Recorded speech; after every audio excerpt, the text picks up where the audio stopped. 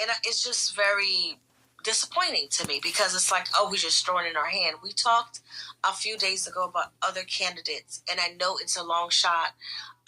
People say, oh, this never happens. An independent candidate would never win. But that's because there's no really focus on pushing that. I also played a very important parking lot piece from Lene that give people some information about some of the candidates. I do feel like what I'm seeing in the community, in the room, that this election is just not being focused in our community as I think it should be. It's a very important election year that really will affect us more than ever. And I feel it's the least attention we're giving to it. I don't want us to wait until October and be like, yay, let's get to pushing, because it is going to be too late. So let's get into it. Let's talk a little bit about what's going on. Everybody's saying Nikki Haley did really well in Tennessee, without a question. Do y'all think she's gonna win, or do y'all think there's an opportunity for her to be the candidate? Because on everything else, Trump is the lead. However, he was leading prior to the ruling of his immunity. He is not going to be granted immunity. So since then, what is the poll looking like? Does she have a fair shot? Do y'all know what she's about? Do y'all know how she feels? So, with that being said, there's a lot of things going on with immigration, which is a big, big thing for this election. Immigration is a big thing for this election. Ukraine, the whole issue with Palestine, these are big things for this election. What is happening? What should be happening? What is looking like? So, let's talk about it. How y'all feel? What are your thoughts on this? Is immigration going to be a big thing? Look at the bill that it just passed. $118 billion. And to be honest with you, when I read the bill, most of that had nothing to do with immigration.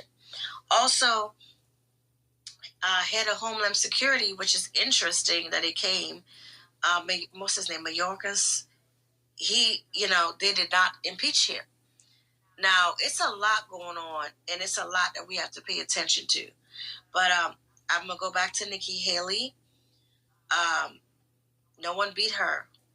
Trump wasn't on the ballot, and Biden wins a Democrat, but she looked really, really good.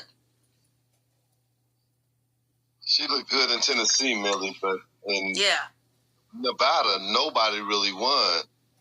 In fact, the GOP is at each other's throat right now for using the Texas border crisis as a bullet point in the Nevada elections. And I really think that with this thing that Trump might be going to the Supreme Court, which I doubt it, but I think if Trump is actually booted out the race, Nikki probably stands a great chance of winning. But it doesn't change the fact they can't just use what's going on in Texas and what's going on in Ukraine and what's going on with the Palestinians. They can't use those as talking points without actually doing some action. So it's going to be really a test of don't talk about it, be about it type of thing. And that's my opinion. And that's a valid opinion. But, Trump wasn't even there for the Nevada. Remember, he skipped that. But they still would give him the leeway, if it goes. Nikki Haley is a very interesting character to me. She's an Indian woman that changed her name, identify as white, and if anybody look into her policies, it is nothing for us. Okay? Nothing for us.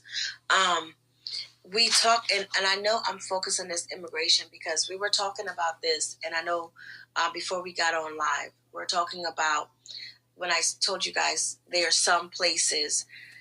The headline read, "Some states want the immigrants," and so I went into it deeper a couple of days ago, and I mentioned it yesterday.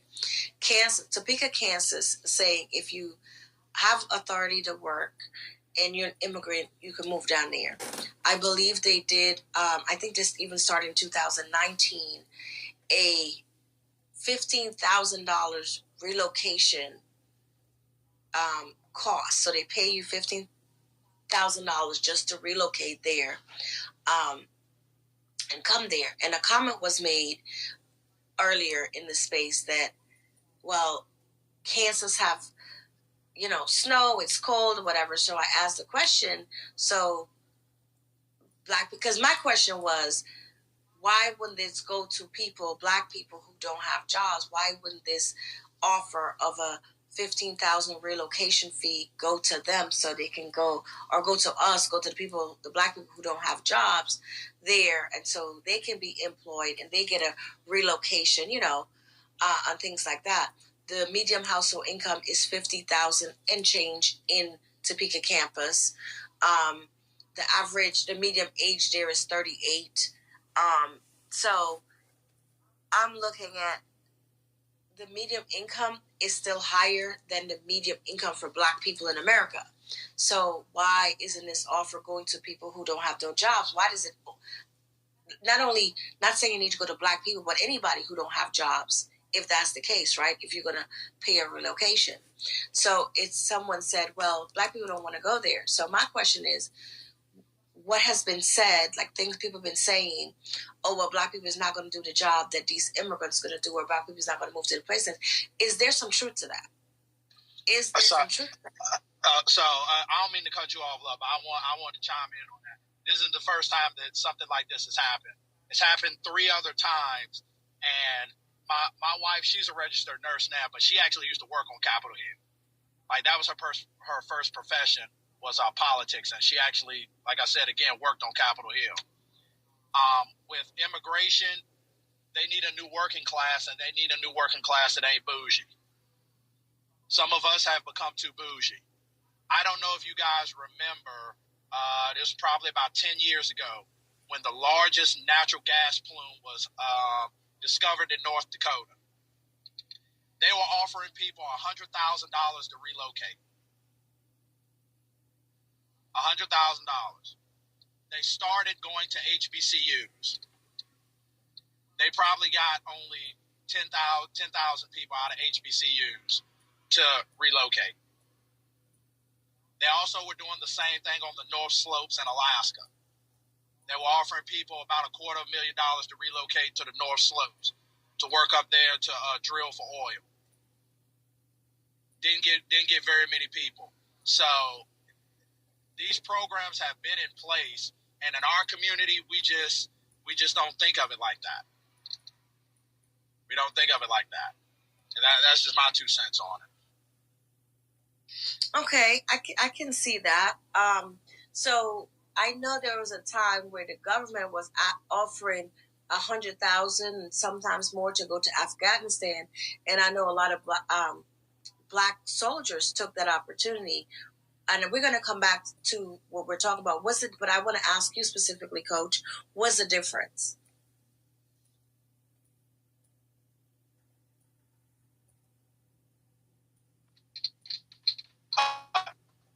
As far as between Afghanistan and the domestic?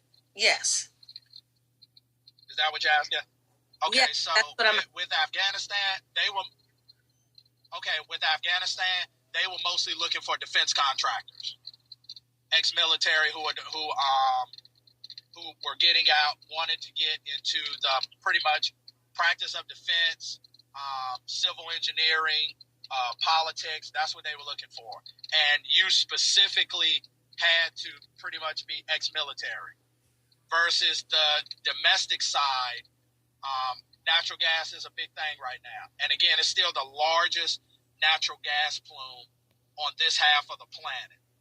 And the North Slopes, they're still hiring people for the North Slopes, and this was over a decade ago. And just for some reason, I don't know, we just don't take advantage of it. I don't know why.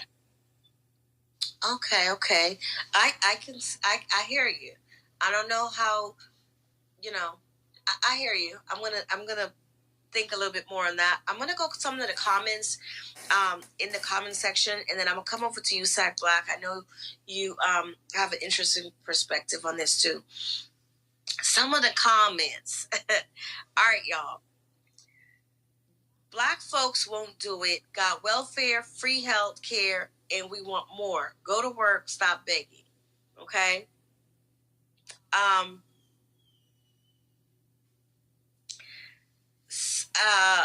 I want to know how you guys feel about that comment. Also, so the immigrants will do that and then some. Duh, it makes sense. I will hire 15% of them that might stay, and they'll work without complaining. Another comment was, I hire Black. They're not on time. Let you know they don't want to be there and want to leave early. Excuses for everything. So sometimes you hear this a lot, right? This is sometimes the general consensus of successful Black people or people who are middle class, who are earning a living, immigrants, and some white folks. They will say, they will share these opinions that is in the comments, right? I'm not saying any names in the comments. So do y'all think, like, is that something that's real? Because when it came, and I'm going to go to Sack and then we're going to go to Kimmy to get y'all opinion. What are y'all thoughts on the whole idea of being relocated and it's only offered to immigrants, and some of what Coach Holland said? And I'll go on mute. Let me see. All right. Go ahead. You want to speak?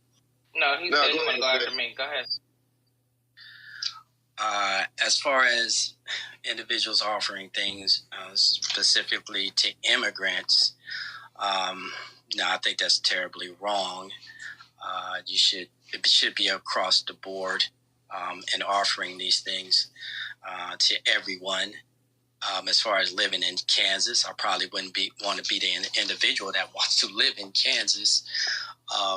But as far as any opportunities that are out there for Blacks, like somebody did say before, we need to take full advantage of them. If the opportunity is to go to Kansas and to buy property there, I definitely think that we need to take advantage of that. On a side note, everything is proximity. As far as people being lazy and leaving early and whatnot, I worked for the state government for like 25 years. It was everybody. It wasn't not one person. It was everyone. So it doesn't matter if you're Black, white, polka dot. People are looking for advantages. Well, that's a whole different topic. That's just a government employee for some reason. And I'll say this 100 times. They start working at 8, from 8 to 8:30, and then they start working from 4:30 to 5. That's it. The rest of the day, good luck. But go ahead, Sack. I just had to say that. I mean, experiences are experiences, and I've seen it on all platforms, all races, so it didn't matter. And I did know someone that was stating, as far as being in Oklahoma, Kansas, or wherever, this is what I heard. I don't know if it's to be true, that individuals will buy property in places that will probably get hit by some type of disaster. FEMA always goes in and they give money to these individuals. Someone told me, and I don't know it to be true, is that they will buy the property, halfway fix up the property, and then just wait for the disaster to happen so they can get the money. So that was just a side hustle. Somebody perked my ears up on that one. I don't know if it's to be true, but yeah, take advantage. It's true. You can't take advantage. It's true. It's true. You know what, you guys? Welcome to ARN, and I feel that this is BS. Wait, so I gotta. Okay, I'll be. All right, so we have a little bit of technical difficulties there with Kim. Can I go ahead and make my statement real quick, Millie? Before you get going, let's get to Stack. I remember we are live. So let me finish up with him, and then we're going to switch it over back to you. So, Stack, what you're saying is maybe just take an opportunity as an investor, even if you do not want to live there. So I'm going to say this, immigrant or not, I'm personally not going to live in no cold. So I can understand people have a preference, and money is not the most important thing, right? They have we don't want to be in the cold. Have I lived in the cold before? Yeah, and that's fine because I did, some of us going to do what we had to do. Can we make it a temporary thing? Can we say, look, let's get some property, let's run up the bag, let's stay there for a year, invest in some nice ass coats, and then move. You have the money now to do what you want to do.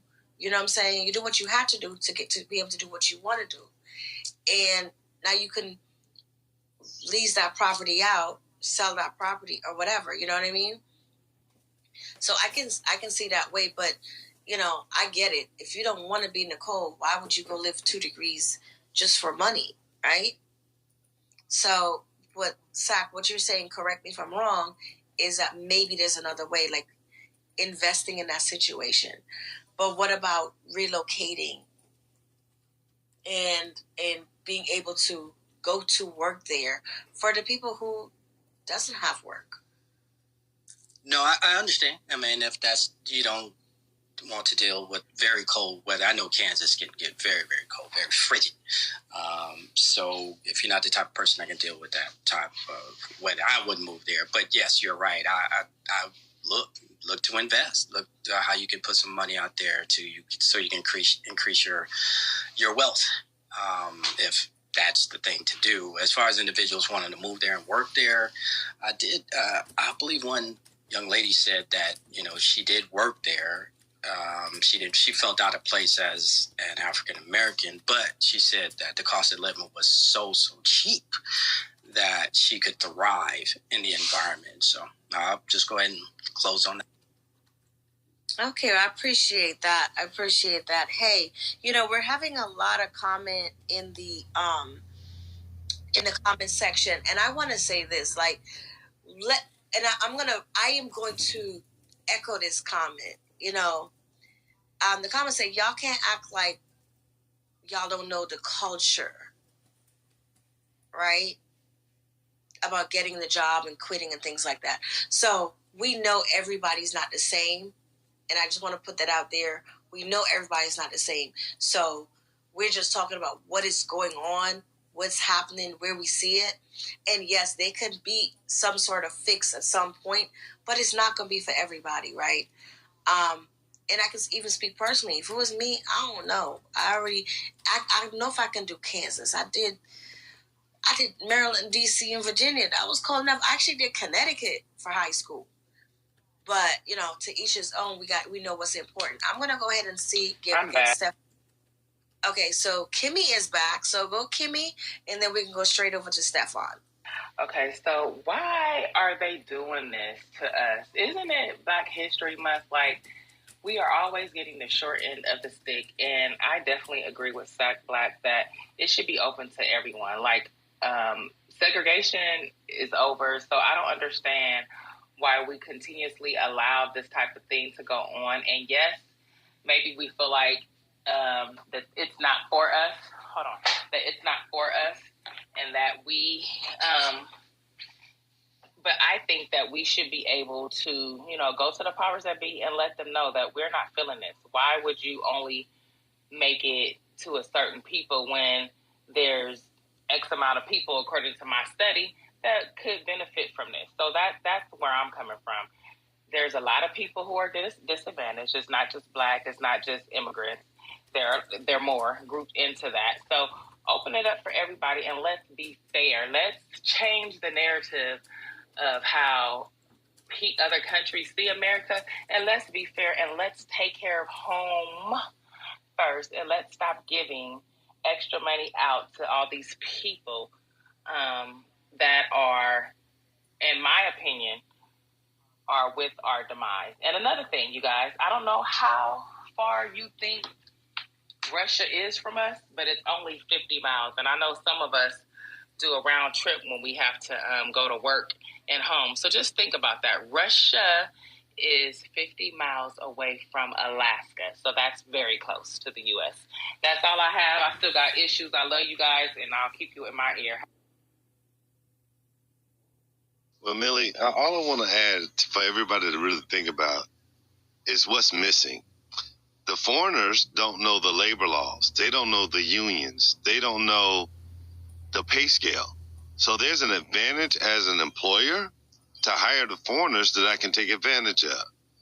That's the point we're not seeing. Why don't they want to hire the black people or the indigent people or the people like that? Because they know too much. So I can tell you to go in there without the OSHA certificated suit or the right mask and all that stuff, and you'll do it because you're a foreigner and you don't know no better. And it's still better than where you came from. So we'll be sitting up to say, no, I need a respirator, I need a class 3 suit, and yada, yada, yada. So there's a money-saving aspect to hiring those that don't know. I land.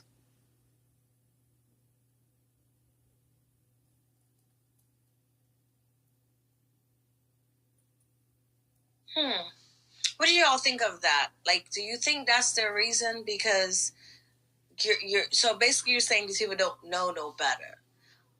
Or are they just willing to take whatever the risk is because they know that there is better? Okay? Think about it that way. They know that where they're coming from to the point that they had to risk their lives to cross a border or die coming over in a boat, or even if they're refugees because of the political status or climate of their country, like, this is better. So if they get a job, they get $15,000, they can have whatever. Walking into a place without a hazmat machine that they don't, hazmat outfit that they don't know about, that's not worse than where they're coming from. You know what I mean? And just so you, like, these people are exposed to a lot of hazmat situation or bad situation already where they're living without protection. You know what I'm saying? They don't have no suits to go into the places that they work. They barely have, whatever coveralls or whatever they used to go in the water to go fishing or to go whatever. So what if this is better? You know what I'm saying? What if just the opportunity to be treated as humane as possible is better? Because, we can't say that they're all ignorant or they're all illiterate. Sometimes people are willing to do anything to have a better life or to survive or to live or to do better for their family. You know what I mean? It's a choice. They take it. They're making a choice. Either we're going to die in this way, we're going to live in this way, or we're going to die trying to not live in that way or die in that way. So is it ignorance or is it just opportunity? I think that it's opportunity. They see that they can come here, get certain benefits, and because there are certain jobs that a lot of Americans are unwilling to do or price themselves out of the market to do, that they take on. And we all see it. What's the first thing that most foreigners get into? Construction, landscape, waste management. Those are 3 biggest industries that they get into. And the thing go ahead, Mel. Oh, yeah. Okay. The reason why, to be honest, why they get into construction is because that's the way that they can get in with somebody that already has it that they can work under the table. Construction, hospitality, like waiter, waitress. And we're not only talking about, I'm not even talking about black people. I'm talking about everybody else. Okay? They get paid on the table. Their uncle, cousin, brother, neighbor from wherever they came from, their city, they have a construction company. If you familiar with South Florida, when you go and you look, if you just pull up the businesses, it's who it's owned by and who works there. You don't see no black people. doing construction out here. They're all by, their cousin work here, their uncle, their whatever. So is it just that's the jobs that they can get, or that's the jobs that they can easily get in, pay a small amount up front? And these guys don't get paid less or cheap. Trust me. These undocumented, whatever, they're not getting paid cheap to work construction. They got to pay for their driver's license and stuff. But anyway, Sack Black, what you was about to say? They're not part of the union, Millie. They're not unionized. I hear you. Go ahead, Sack. No, I'd agree that it's opportunity. You're right. I mean, you get individuals that are coming from situations where, they could actually get murdered on the street, or, they have pretty much nothing. They're living on, shacks and things, and sleeping in the mud and things of that nature. So I think they're looking for an opportunity. And, hey, it is something to the fact that, we can bitch, moan, and groan about, hey, these immigrants are coming over here taking these jobs and this and that. A lot of those jobs do go vacant because we don't want to do them. It's like you don't want to scrub toilets. You don't want to go and change beddings. You don't want to work in the kitchen and wash dishes all day. You don't want to do these menial things that that they're willing to do. So in a lot of cases, it's like, man, we putting that energy where it should not be, unless you're willing to go out there and do those type of jobs. I'll go ahead and close my mouth. I will agree with that because I'm in the automotive business. And every time I put a job posting up, especially if it's for, detailing or body work or something in that realm, I'll probably get 100 applicants, and about 90 of them are non-black, non-white. I'll just say that.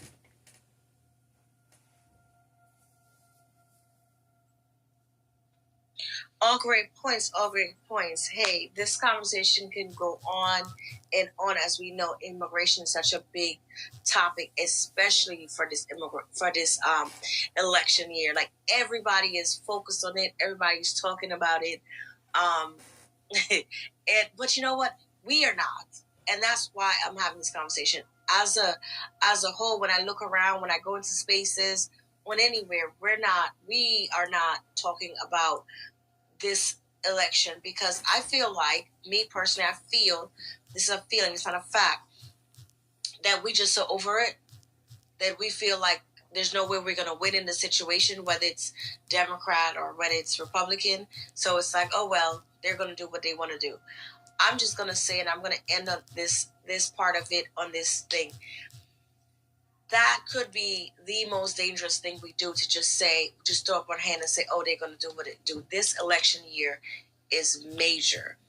If you're paying attention, if you're listening, this is a big deal, and we have to get in the know, understand, do what we got to do, pull people together. There's a couple people on the app. I think one of the gentlemen was in Baltimore that was trying to pull people together and educate them about an alternative candidate, maybe do some footwork or whatever. But I just think that we're not giving it a lot of attention. I think we just give up on it, because it's like, oh, what the hell are we gonna do? We can't win. So, I'm just saying, let's not do that. Well, we're gonna wrap it up on that part. We're gonna take a quick commercial break, and we will be right back with Millie and Friends on ARN News. And we'll come back with some more topics. Be right back.